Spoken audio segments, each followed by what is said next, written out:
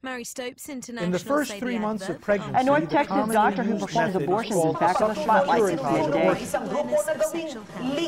He is now the only doctor in the area who will perform late-term abortions that If I were women who are up to unbelievable, 6 months pregnant. the details I just shared with you would still be the same. Killing? Broken Yes, apart, I know that.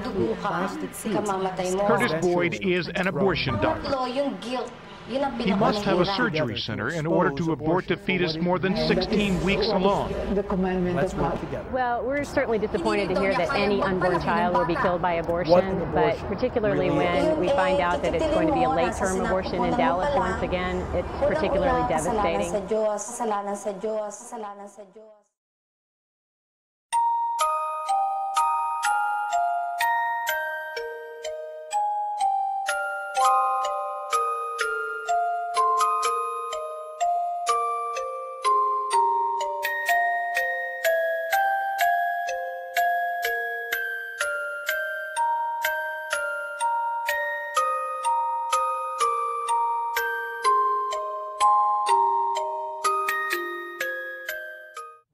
Sa pinakasulok ng kadiliman ng daigdig, may nagluluksa.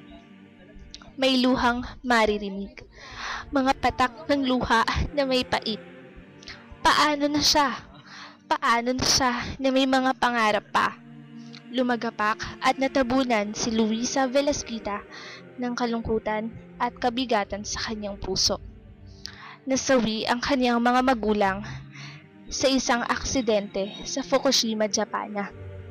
Isang pagsabog ng chocolate factory, and poof, naging Coco Crunch. Napunta sa lupa na apakan. At iyon ang huling sandali ng kanilang pagdilat. Hindi ko na alam ang nararapat gawin. Hindi ko to ninais.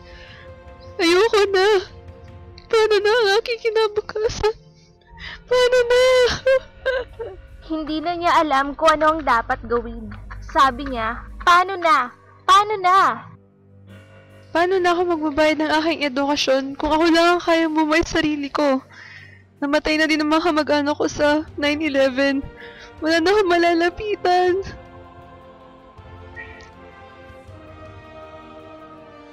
Habang siya ay naglalakad sa Lopez Street. Look what we have here. Hi, Te. Mukha kang problemado. Hindi ko alam. Kailangan ko ng trabaho. Well, may hugis ka naman. Halika, halika. Tuluyan na nga siyang pumasok sa isa sa pinakamakasalanang gawain ng tao, ang pagbebenta ng katawan. Hanggang isang gabi, 1 for table 4 nga. Alin po? Yun, yung naka-silver na 2-piece. Ang tinutukoy nito ay si Luisa. Yes, sir. Sir? Prof! Prof Toblerone! Ano pong ginagawa niyo dito? Hello, Miss Velasquita. Sasama ka ba sa akin? Pero, may asawa na po kayo. That's fine with me naman eh. Anong gusto mo? Kwarto o 4? Sir, sige na, Luisa. Sumama ka na. Malaki ibabayad niyan.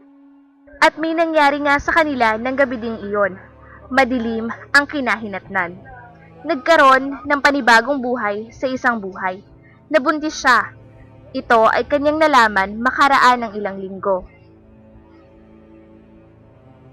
Hoy friend, ang bondat mo na. Baby ba yan? Joke. Shhh! Huwag ka maingay. Oo, sanggol itong dinadala ko. So, paano na yan? Hindi ko din alam. May alam ako nga ba siya isa sa bayan namin. Gusto mo? Nahihibang ka na ba? Ha? Gusto mo ba yan? Oh well, ito ang address.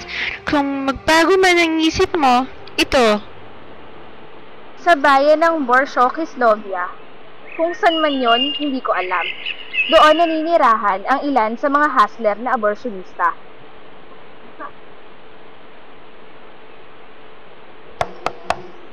Tao po. Kung tao, mami, tao ba dyan? Hey, I've been waiting for you. How are you? Hello po, may... Baliw ka ba?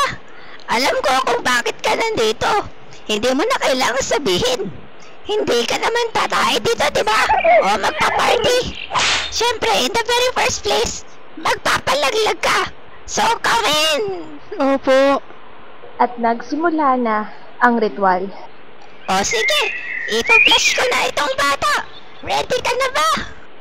Sa mga sandaling iyon, ipinikit na lamang ni Luisa Velasquita ang kanyang mga mata at hinintay ang unti-unting pagkamatay ng sanggol sa kanyang sinapupunan.